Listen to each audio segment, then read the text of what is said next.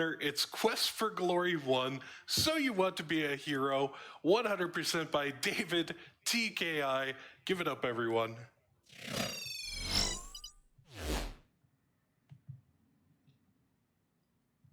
All right, am I live? Yes, you are. All right, sweet. Hi, everyone. My name is David. You might have seen me run Shovel Knight earlier this week, but I'm here for something completely different. This is Quest for Glory 1, So You Want to Be a Hero, the original EGA version. This is basically an adventure RPG hybrid by Sierra Online, and it's one of my most favorite games of all time. So I have on commentary with me a couple of other Quest for Glory speedrunners. So would you guys mind introducing yourselves? Sure. Hello. I am Crow. I am, as far as the Quest for Glory speedrunning scene is concerned, I'm best known for doing 100% runs as a wizard or magic user. As for this game here, I'm actually much more familiar with the VGA remake, which is a point-and-click interface instead of the type-in-your command interface like you'll see today.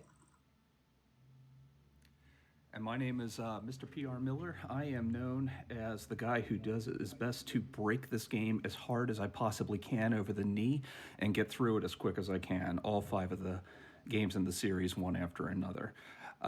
There's quite a number of games in this series. All of them are just such a joy to go through from a story standpoint and everything, but we don't want to see any of that. We want to go fast today. I'm Dark Armist, and I'm also any percent runner of this game, but for the VGA version, and I'm also fond of making weird categories to run. That's something that's completely encouraged in Quest for Glory. So let's start moving on then. Quest for Glory does give you the option to choose fighter, magic user, or thief. We had a bid war for that, and I believe the thief won. Is that correct? That is correct. I just refreshed one more time here, and Thief is still in the lead. Woo, my favorite. All right, cool. And the name that was winning this bid war was... How do you pronounce that? Is it I would Cyrano? I was going with Cyrano. Yeah, it's Cyrano. Cyrano. Mm-hmm. All right, cool. And we raised more money for both of those bid wars than we did to do the any percent run, and that makes me so happy. Oh, right, wonderful! Yeah. All right, so we've got our starting screen here. You've got stats, but you do have 50 points that you can spend on stats, to get yourself above this baseline. So for a thief, we want stealth to start at 35, and then you can also spend 10 points to learn a new skill, which we are going to do. We allow hybrid runs, so the thief is going to want as much magic as possible outside of that 35 stealth.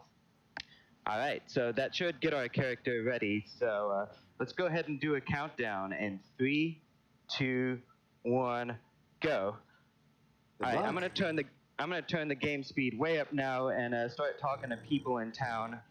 This is gonna be going by very quickly. Was that 50 apples? That was 50 apples. I gotta double check some of this stuff. If you let's see. If you look at the top of the screen, you're gonna notice score 7 of 500. Our definition of 100% is pretty simple. We have to beat the game with 500 points. There are various random tasks we can do that get us points. We can only do them once. We got to do all of them. It's mid-afternoon. I'm getting thrown out of the tavern already because it's past 5 p.m. somewhere. But every time you get thrown out, time advances a little bit. So you get thrown out 3 times, it's night already. One of the things I like about Quest for Glory is that the task list changes with your class. I'm going to make the thief sign to these thieves in the alleyway. They tell me the Thieves Guild password is Antwerp, and then I haven't paid my union dues just yet, but I'm gonna go ahead and start breaking into some houses because that point list changes with the class and the thief. The thief is required to, be a thief, rob a couple of people.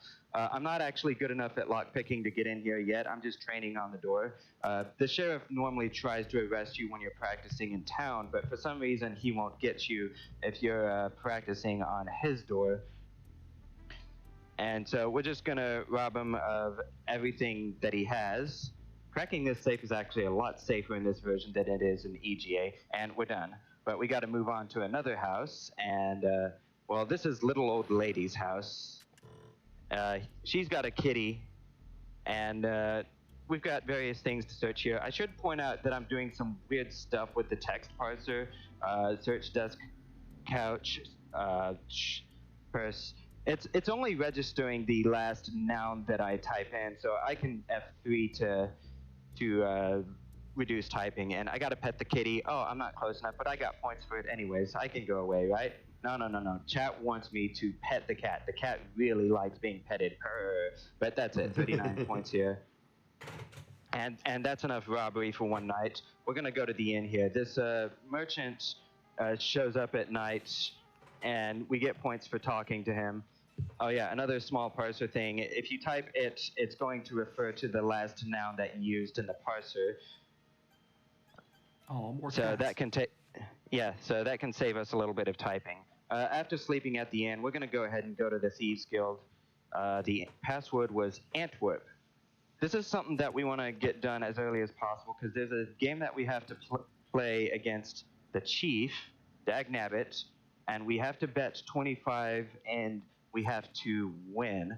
This is something that you're going to want to do right off the bat because the Chief starts off going easy on you, but after you play with him enough, then he's eventually going to start playing near perfect games, and he becomes nearly impossible to beat at that point. Safety save. Hey, guys, I'm going to fence some of the things that I stole here.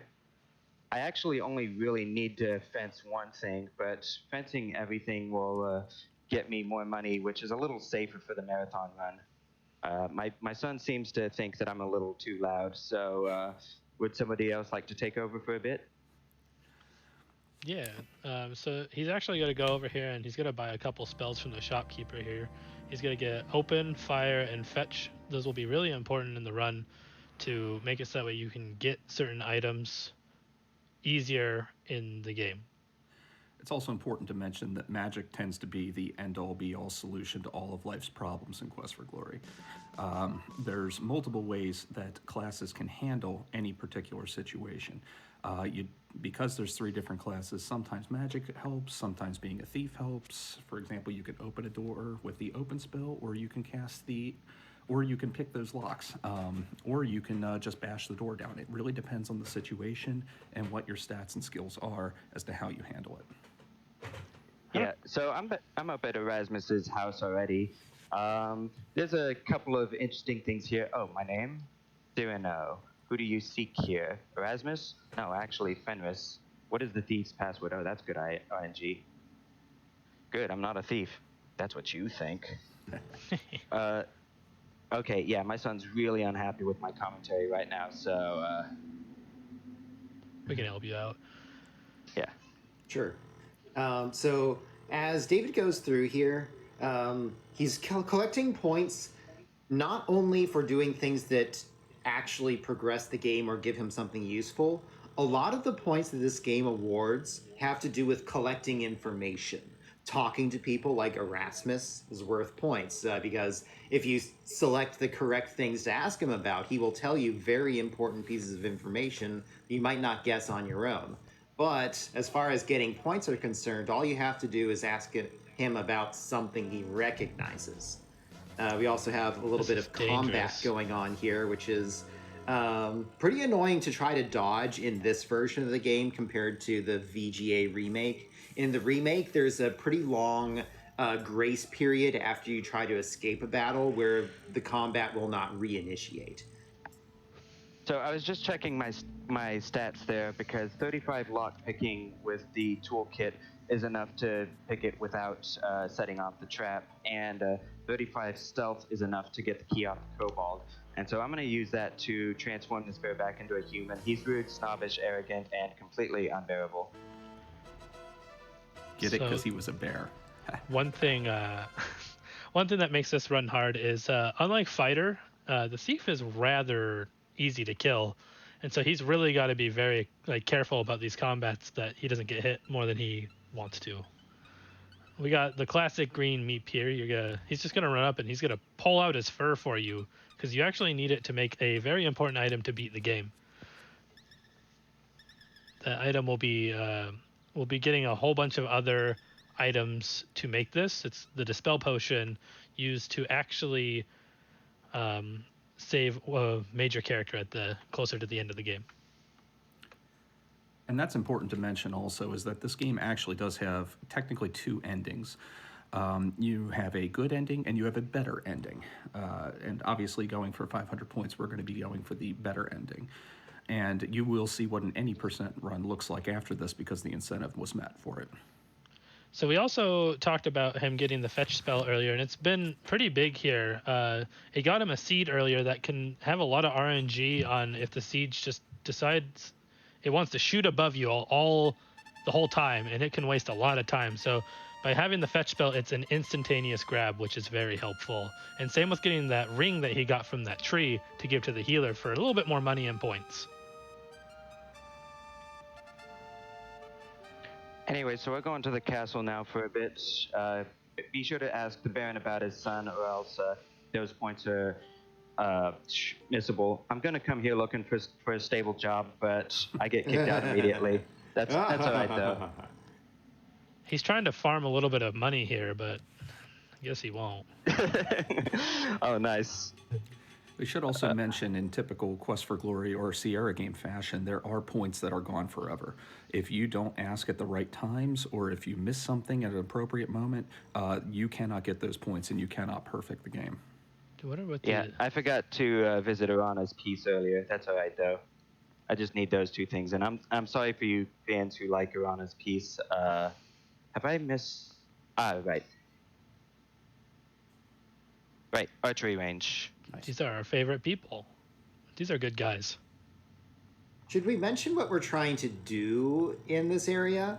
I guess we should do that. Yeah. So there's a bunch of brigands that have been plaguing this area, and they've somewhat recently gotten a lot more organized. We need to do something about that. The Baron that leads this area that we met a little bit ago, his son and his daughter are missing. So we found his son. He was transformed into a bear. We still need to find his daughter. So speaking of brigands, I need to say something about how difficult combat is in this game. I just found a brigand. 1, 2, 3, 4, 5. I'm dead. But I did make a safety save. Yeah. Combat is very difficult in this game. Your starting hero is very weak, and the weakest monsters are going to kill you. But there's a defense value that gives you a chance to be missed in combat, and it's based on a weighted average of agility, intelligence, and luck. But and rocks. But your inventory weight is subtracted from that defense value. So if you're carrying less in your inventory, then you're going to be harder to hit. But I'm picking up rocks right now, and you can see that my weight is going up right now. And so why am I doing this? Well, this is DOS. Variables don't take very many bytes, so I'm now at minus 525 weight. So that's going to add 525 to my defense score, which is going to really help with survivability. Combat's going to look a lot different now. So, David, I know there's multiple versions of this game, and with Thief, don't you run a different version than you would for Fighter and Magic User? I'm running version 1.2 for Thief, and the main reason for that is because the note shows up in the bar immediately at the beginning rather than after you rescue the bear. Oops, that was the Cheetar. Yeah, so what David's doing right can you here wait a is bit, he's Ted? looking for a couple of enemies that only show up at night, at least at his current experience level, because they drop certain types of loot that he needs to turn into the healer for a couple of points later. Actually beating monsters at his current levels of stats should basically not be possible. So I forgot to buy things at the healer. I was a little bit distracted. Oh. Oh, mantrays are hard to run from.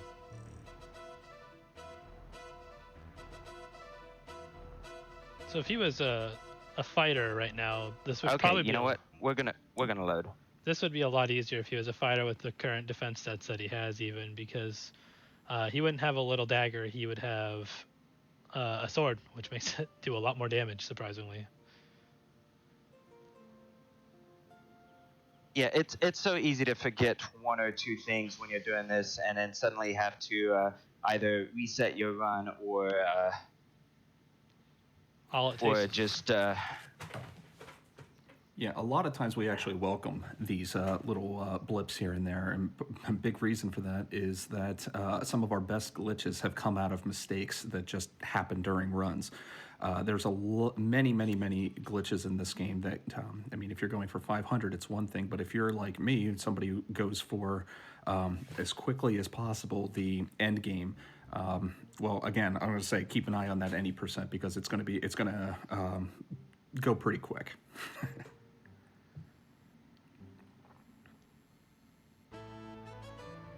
Hopefully right, he's better there we go. prepared Round now.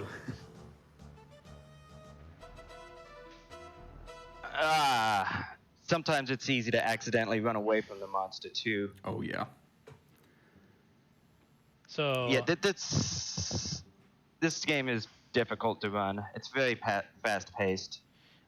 I know in the VGA version, I'm not too familiar with the EGA version, but do monsters have a higher chance to follow you going left to right in the EGA version also?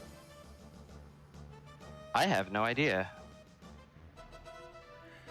Well, we noticed that north-south tends to be the more difficult thing to actually get the to transition the screens for in the original EGA, but in the remake, funny enough, east-west is wherever you can get ambushed by monsters. It is exceptionally difficult to handle not just combat in this game, but all the little things that are going on at all times. Not only is the combat difficult, but running from monsters, running from pretty much everything is, in typical CR fashion, very difficult. Lucky enough, he just killed that cheetah, and the first thing he did is he declawed it. Yep. That's gonna be... I'm trying to pass a little time right now because I've got something I need to do in the graveyard, but I can't do that until midnight, and the night is young right now. You can always rest when your stamina is below half, which is why I'm going in there and draining my stamina by dodging repeatedly. Use the Undead Unguent, get the roots. You can actually get that Mandrake root without the Undead Unguent, but you get 2 points for using the Unguent, so get it anyways. Oh, and don't forget to ask the skull about deal before you give him the gem, otherwise those points are lost forever. And so we get to the main antagonist of the game. She's so pretty. Hey, I mean, they say she's a villain, but she just stays in her house. She wants to be left alone, and she wants to eat good food. Those are all motivations I can get behind. To be clear, this villain is the one who, at one point, the Baron of this area, offended her in some way. And whenever the Baron offended her, she cast a curse, which is kind of the major plot point. That's where things began to all go downhill. The whole area was cursed. Now nothing goes on right, and everything that had to do with the valley just went straight down to the problems happened. Here in Spielberg, they must not have fairy tales because, like, everyone knows a witch is going to curse you if you mess with them. Just leave them alone. Mm-hmm. Mm-hmm. Yeah, anyways, this cutscene is 5 minutes long and it's unskippable, so this is probably a really good time for donations. You've got it.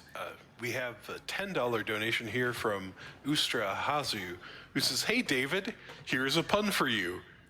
Oops, something happens we didn't expect. Oh well, good luck for the run, and you guys at home, remember you are already heroes." Okay, that's a good one. That caught me off guard. $25 here from Black Magics. On behalf of the Quest for Glory speedrunning Discord, good luck and best of luck, David.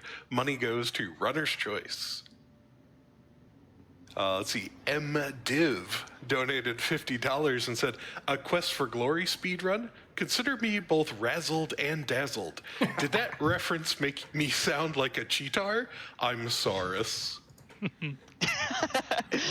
Quest for Glory is filled with puns, so I welcome this. Erasmus would be proud.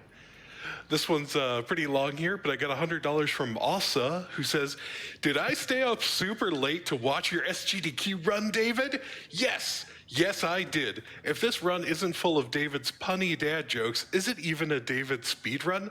Also, why am I so nervous when I'm not even the one running? I didn't know secondhand speed run adrenaline was a thing until right now. Anyways, I'm so excited to see you run this game live, especially when you were the one who first told me about Quest for Glory years ago. You got this, David. Ganbate, David." I can hear that in her voice, too. And it's amazing. Oh, but we're not done here. We gotta go right back in. Let's go again. Back so soon? Let's go again. So, more donations? Here is $50 from Blade from the movie Blade. A word of warning for QFG. Don't drink the dragon's breath. Also have $100 from Anonymous. Quest for Glory was a big part of my childhood gaming and interested to see how it turns out in a speedrun. Thanks, GDQ, for working out this year's event and supporting MSF. By the way, would y'all buy a Froggy Frap at your local coffee shop? Not me. I'm up for new things. I'd give it a shot. Why not? I'd go for 2 shots. Does it taste like chicken? Here No, is... that's frog legs. All right, go ahead. Okay, yeah.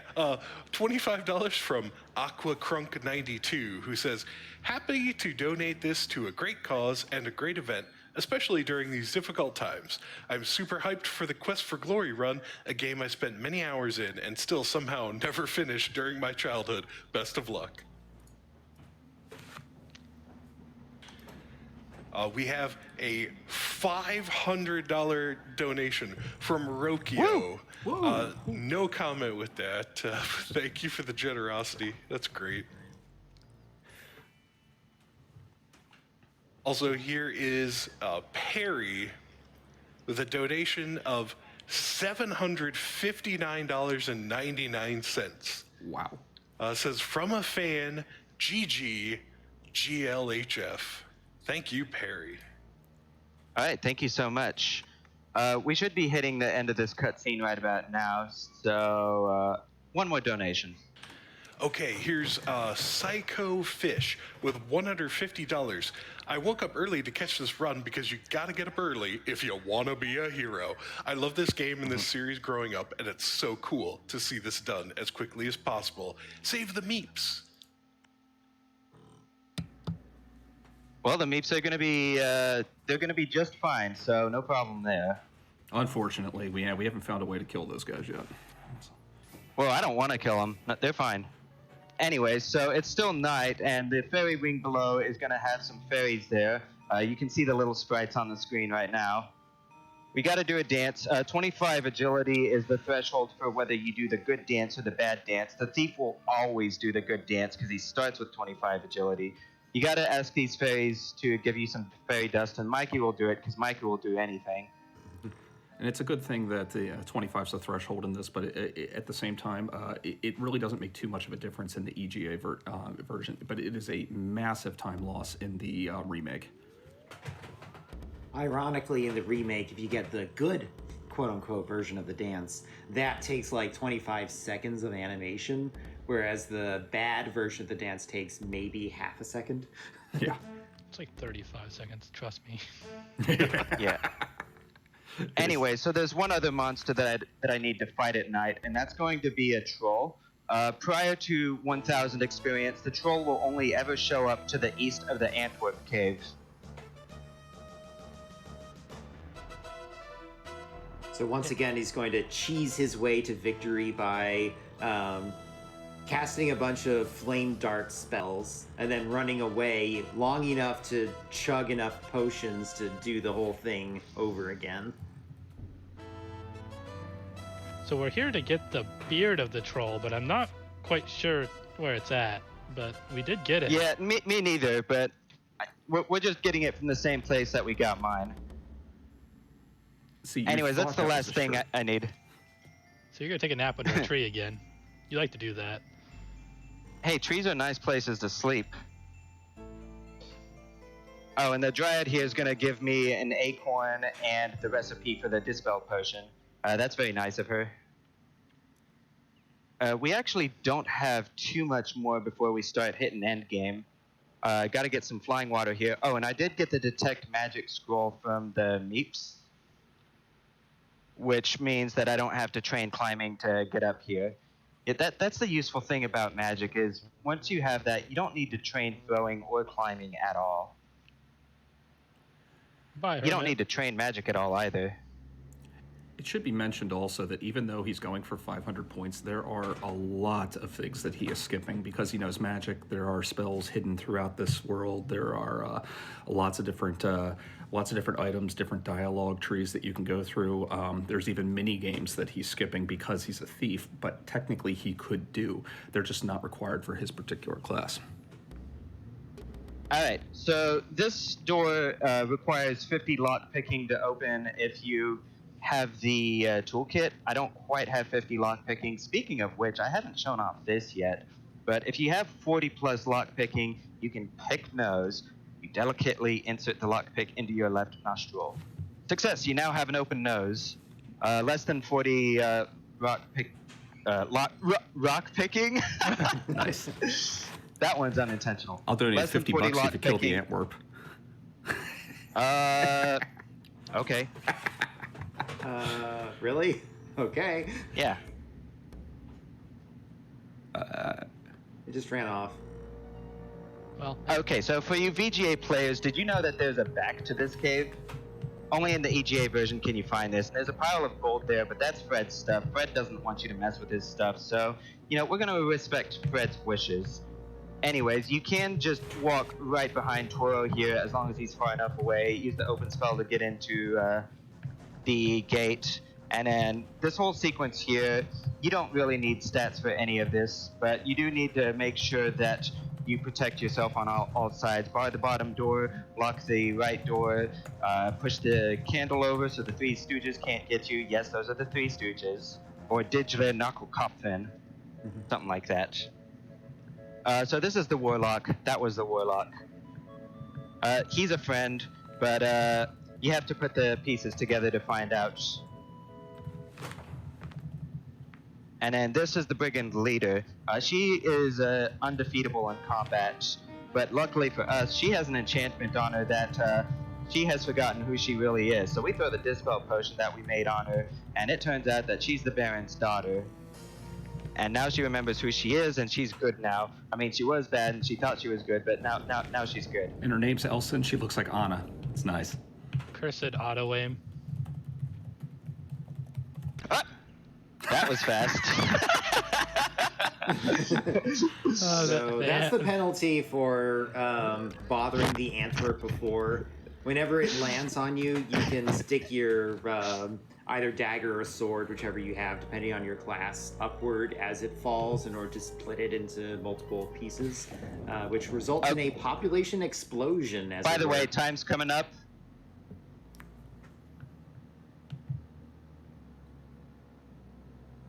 Time. GG. Well done. Well GG. done. That was good. GG. And EGA gets that auto aim on the Dispel Potion. Nothing like losing the run and not clicking on her. 100% has happened too many times. Oh yeah. In the Yeah. VGA version, you got to click the Dispel Potion on Elsa, but if you click it in the wrong place, then for some reason you just pour one out. Both for the run and I don't know. Remember this whole quest I And did? there it is. Score 500 of 500.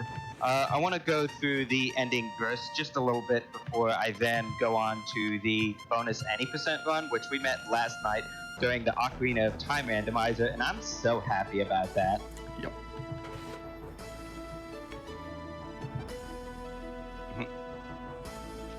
But yeah, there was a whole counter curse, which we fulfilled.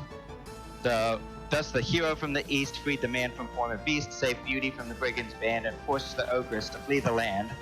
I've heard that y'all like poetry, so here you go.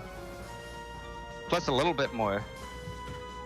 Remember this heroic face during the next run. Mm-hmm.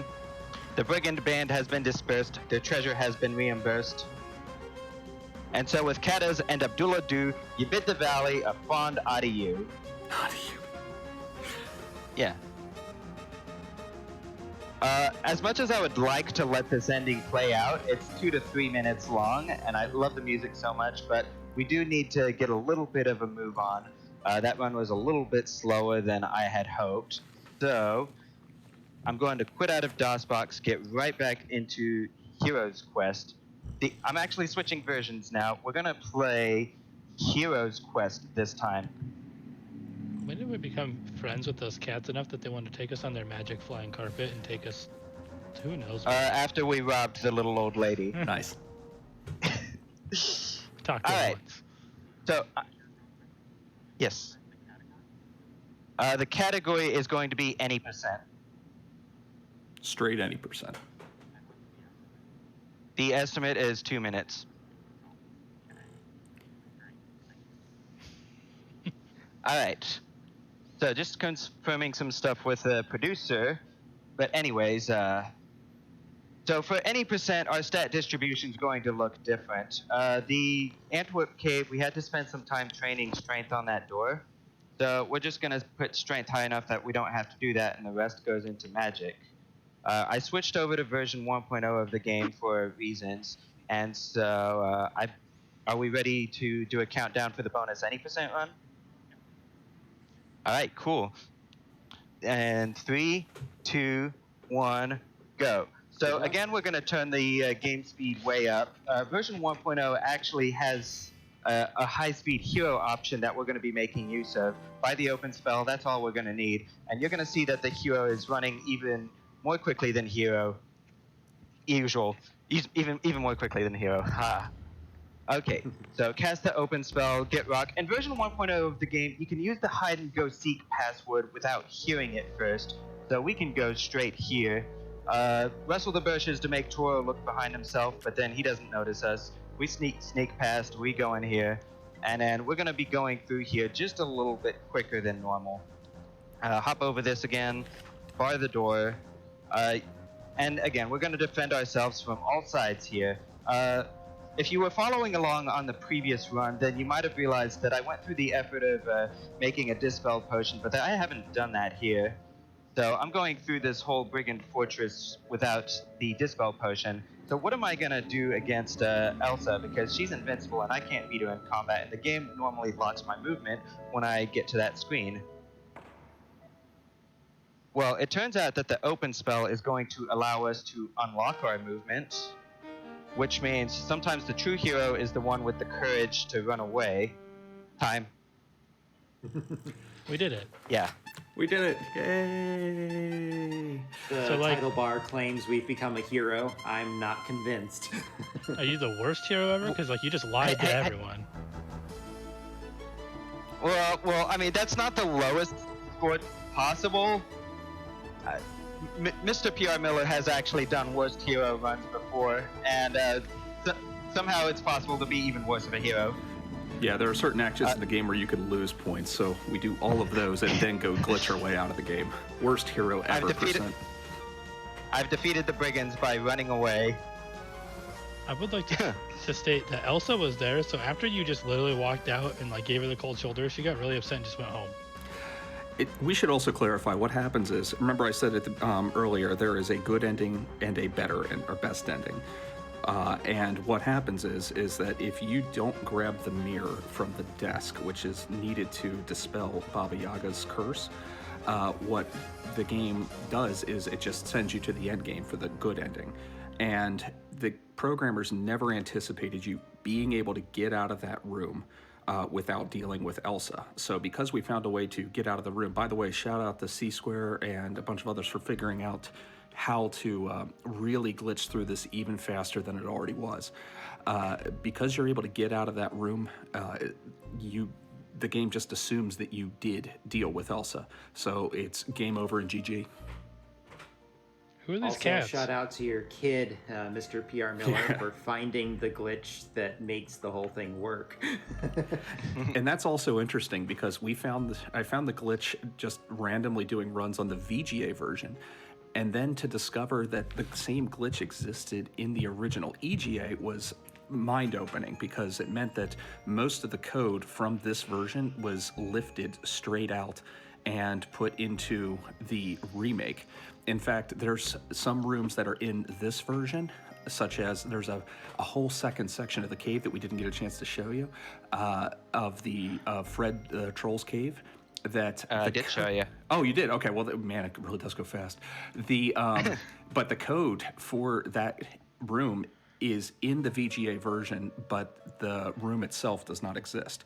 So there's just so much copied over. It's really neat. I love this game so much. Oh yeah. Any last words before we send it on to the next run? I just want to thank everyone in the Quest for Glory community. They're really. I just joined pretty recently compared to most people, and it was really, really accepting and really fun to get into, challenging each other to just get better at the run in general. And it's always been fun being around these guys. Yeah. Thanks for having us. Yeah, I'll add that Quest for Glory Discord server. I mean, that's pretty much open for anybody that is interested in getting into these games. And there are 5 games. Actually, there's 7 if you count the remakes. We have categories, and we are open for new categories. This game itself is a meme, and we want to embrace that meme. So anybody who wants to do anything with this game, come on in. I mean, it's an easy game to learn, but like most speedruns, it's really hard to master. And thanks everyone so much. And I was really excited to show off this game, and I'm hoping to get Heroes Quest 2. Quest for Glory 2. There's no Heroes Quest 2. I'm really hoping to get Quest for Glory 2 into a future marathon, or maybe King's Quest. I would love to see King's Quest. Take care, everyone, and be a hero. Nice. All right, wonderful. Everyone, again, if you're at home watching along and playing the virtual clap game, get your GDQ claps in the chat there one more time for David TKI, that fantastic Quest for Glory, and the bonus run, of course, which we earned with our donations. Thanks all for contributing to those. Couple more donations to get to that came in during that last run. Mr. PR Miller donated $50. No, my pet Antwerp, you monster. Thank you very much. And $50 from Anonymous. This game is blowing my mind. The graphics for this game at 1989 are pretty freaking phenomenal. Yeah, I have to agree. Some very nice sprite work there. Pixel art or what have you. All right, so soon enough, my time on the microphone will be drawing to a close, so I need to go through my last-minute checklists, all right? As a host, I've had a fantastic time this shift. It's been really great being here with you all and entertaining you, hopefully, between runs and being the voice of the event. Let's see. Okay, so first up on my list, got to tell you about upcoming runs. Don't forget Contra Rebirth soon, Puzzle Bobble 2 after that, and a bunch more things throughout the entire week. Stuff I'm looking forward to. Baba Is You, bonus game 5 if we get it in, that Pump It Up showcase. That'll be great. Let's see, what else do hosts do before they go? You've got to read some self-aggrandizing donations. Here's $50 from Nicole Rodriguez. Hey, SGDQ, having to pull an all-nighter for work, so having this marathon going has been incredibly helpful. Also, loving the current host's voice and attitude. You're killing it, man. Well, thank you, Nicole. Also, Tiny Tim, $5. Hi, Tiny Tim. Tim says, hey all, big thank you to everyone at GDQ for putting on such an amazing event during this very difficult time. You are all so appreciated for doing this for charity. Oh, and shout outs to the amazing Prolix. You are brilliant. Cheers. Yeah, much appreciated, Tim. I know I've read donations from you at many an event, and I appreciate them all. Let's see, what else should I do? I would be remiss if I did not mention that if you have Amazon Prime, You also have Prime Gaming, also known as the former Twitch Prime. Don't forget to check if your Twitch Prime channel subscription is available and consider using it here on this channel, where this month it'll be benefiting our charity, Doctors Without Borders. I know I mentioned it earlier in this shift. I've really got to cool it, but what can I do? Okay, what else? Prizes. I've never talked about prizes this shift. Oh my goodness. Check out what prizes you're eligible for right now on the website, GamesDoneQuick.com. There are things out there like, I mentioned the Baba Is You run that I'm looking forward to. There is a Baba Is You puzzle cube made out of perler. That's right. It's a cube, an entire cube where every panel is a perler that attaches and unfolds like a puzzle cube. It's amazing. Check out the pictures on the tracker. Donate to be eligible for that. Official rules for our prizes are on the website if you're curious. Hey, do you ship to the country I'm in, or things like that? All right. I think that does it. That's everything I can possibly think of. Please enjoy the rest of the event, everyone. If we've entertained you at all, consider donating to our cause. Thank you so much. And when we come back from this Twitch ad, it'll be Kung Fu Fruit Cup with you all on the hosting desk. Take care, everyone. Bye.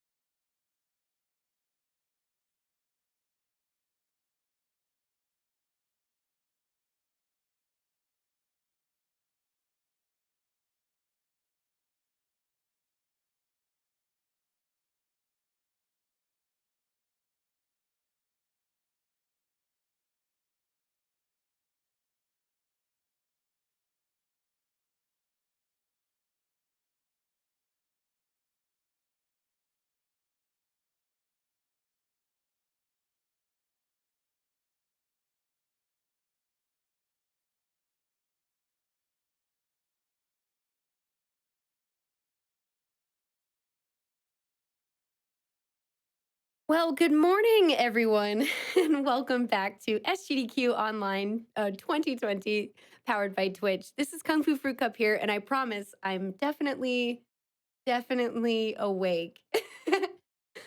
Even though it's early for me, I'm very, very excited for all of the wonderful runs coming up this morning, and I hope you all are too. I'm sure you are. I'm sure you are. Next up, we have the Contra